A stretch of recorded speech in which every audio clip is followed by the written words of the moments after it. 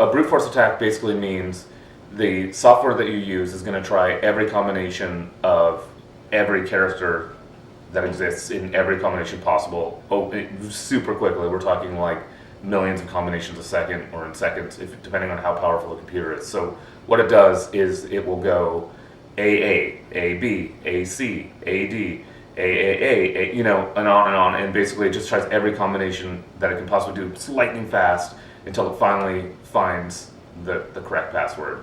And although, if you think about the alphabet and different numbers and uppercase and lowercase and special characters and all that kind of stuff, there seems like an infinite amount of combinations, and there are a lot of combinations, but these things go so quickly that they can eventually, with brute force methods, they can figure out what your password is. So that's what a brute force attack is.